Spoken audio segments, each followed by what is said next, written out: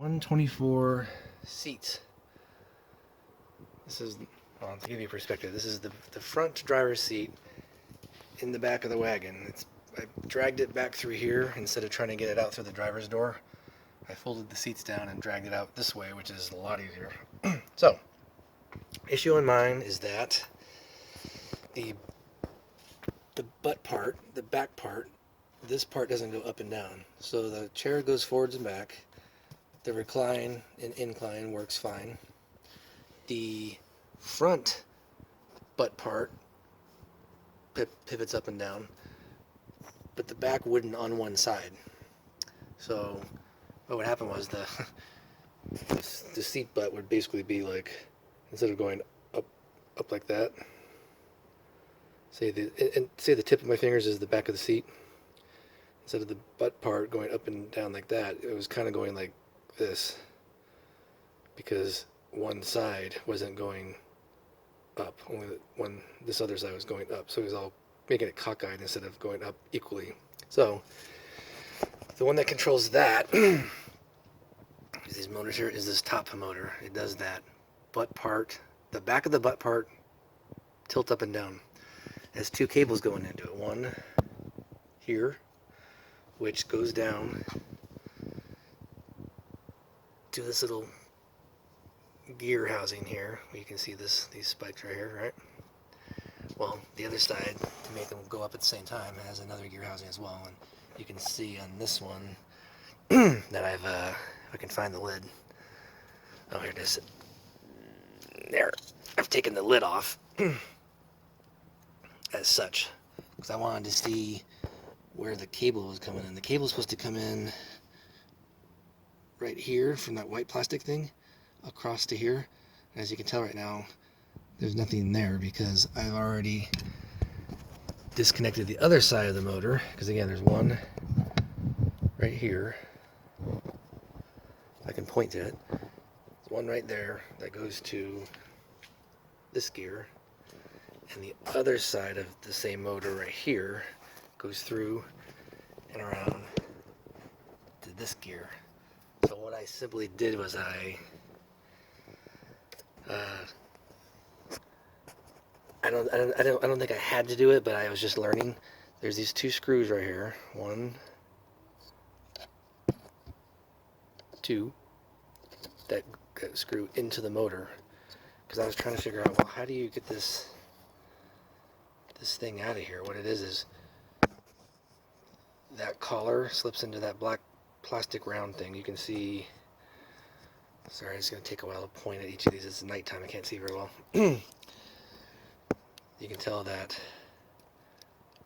right here that this black plastic is a round piece, that this silver collar goes inside of that. Right now it's just kind of sitting butt to butt because I don't have it flush. But technically speaking, you're supposed to be able to, it's hard to do with one hand.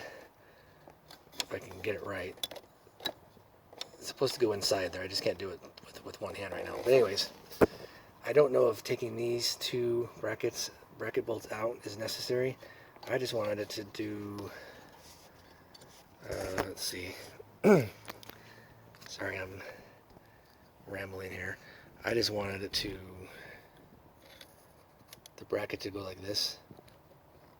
I just wanted movement like that on the bracket. Just enough away from the black part of the motor here, just to see what I was doing. I didn't know how this thing slipped out of there, because it appeared to have a black washer. See this little metal thin bracket part coming through here? It had a washer right down here on this side of it, like that. That was not allowing this collar to slip out, because the washer was going up against the inside of the bracket and not letting anything pull out. I didn't realize that wasn't a washer. I was thinking, well, God, do I have to take out this whole bracket piece right here and move it that way to my left just to get this collar off of this cable? And the thing is that it was not a washer. I was like, well, how do I slip the collar off? The bracket's here. And how do I undo the bracket if the bracket is this huge, long multi-point. There's a bolt there, and it goes all the way down here, and there's a bolt there, and a bolt there for that motor. It goes all the way down here. I mean, I have to take all this out just to get one cable out, and that's where my mistake was, is that wasn't a washer. It's a C-clip.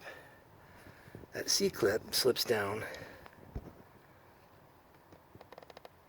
essentially right in there on the other side of that bracket wall, on the inside, and that's what keeps the collar on. Well, once you pop the C-clip out, it took me, 15 minutes of screwing at these two bracket screws for basically for nothing to learn my lesson. Is that now I can reach in and pull that collar out, and what do you know? There's your square drive shaft. So the problem with this was, when I took this sheath backwards like this to expose more of this square thing, and I grabbed onto just the square thing itself and moved it further into the motor. I'll put it this way. Do you see that glob of grease on the beginning of that big glob of grease on the middle of that dry shaft there? That's about how long the dry shaft came out to. In other words, the cable after the collar here came out to about there. That's all the longer it was. It was like a little tiny nub. Well, that tells me that once you put this down in there, it probably wasn't grabbing inside the motor here enough. It probably just slipped out, because this square dry shaft is independent of the sheath. I can actually grab this dry shaft and move it. See, like that. Move it back in a little bit. You can actually move it independent of the sheath. So all I've done was I just tested it to make sure this isn't rounded out by pulling it out of here. Look at the end, it's not round, which is good. I figure, well, it just means that, and you can see that the sheath moves around it independently. So I'm thinking what it was is this side didn't have enough length sticking out anymore to grab in there. I think this whole thing within the sheath, over time, it just kind of starts shifting through the sheath tube. It just makes its way one way or the other. So that's the deal there. So in order to do it again, I'm thinking about maybe gluing it down there. But if the motor ever dies, I guess you just switch out everything, I guess, at that point. So what you've noticed this does is, since I pulled out pretty much too much slack going from here to the right, I just did it exaggeratingly just to see how far this would go in the motor before it bottomed out. Now that there's too much out here sticking out, well, that obviously means that now, like I showed you in the beginning of the video, you don't see anything coming out of this white thing into this worm gear anymore, because I've pulled it up and through where it's disappeared up under that white tube. So I have to basically start from the top and push the cable back through to here, and you should probably see it show up. I'm not sure if I can do this one-handed. Now my right hand's up top, and I'm just pushing the cable through. Is that it right there? That's it, isn't it? Yeah, right now I'm pulling it out. You can see it leave, and now I'm from the top. I'm pushing it through, and you can see it show up. See that? So I think this side was in enough to engage the gear. But I think the top was maybe just pulled out like that to where it was too much of a nub. So this is where the cable fix comes in, where this guy is taking this collar off. It's in another form. He basically drills out these little crimps in here. He takes some skin off the sheath and he moves this whole metal collar back, so there's more of this stuff sticking out. So when you put it back in, it engages both ends. So that's kind of how this works, and the same thing applies to the other motors, just different cables. Like that one's easy to get to. Look at that. It's just right there, and you pop the cable out, and the other end goes. And see how it goes behind here? That's where it gets tricky. It goes back in that little slot. You have to basically look through this hole to the right to see that one. So they can all be tricky, but for now, I'm just going to do that trick where you take off the sheath, move the collar back. That'll allow this to stick out more, so it'll grab both ends. And it's good to see that this isn't like rounded off on the end, that the fact that it's still square. It'll focus. So we shall see how that goes.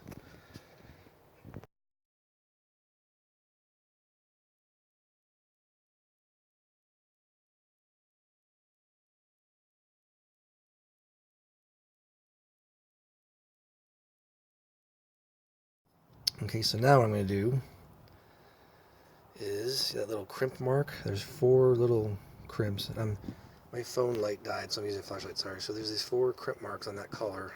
I'm going to go and drill those out.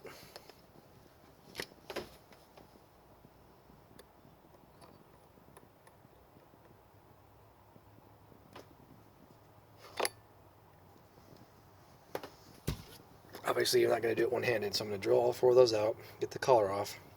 I'm going to cut this black tube by about 5/16 and put the collar back on it. I'm going to slip a drill bit into the collar so the collar doesn't collapse on me, and I'm going to punch my new punches just offset of these holes, just next to them, next to the original punches, to recrimp the collar back on, and then I'll put it back in there, and that extra length should help. So now that we have those 4 crimp things drilled out, you get on there and you're like, I can't twist it, I can't make this collar come off no matter what. Well, get your pick tool and slide it in there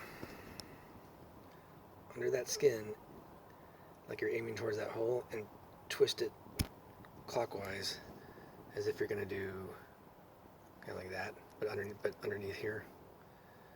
So when you do that, and I'll have to do that with one hand here or 2 hands here, the collar comes off. Well, now that you know it's down in the collar, you got those 4 drill out now, so they're going to be dragging on that cable on the inside. So what we want to do is put this on the vise and drill those little nubs out and clean this up to get drill that out some. You can tell those nubs aren't very prominent. I mean, they're still in there. You can wiggle the drill around a little bit. But I'm just going to take a round file and file down in there and make them smooth, and then we'll put this back on the sheath and crimp it back on here. I just got a round file, looks like the right diameter, and in a perverse motion I'm going to just sit there and file this out to make it smooth.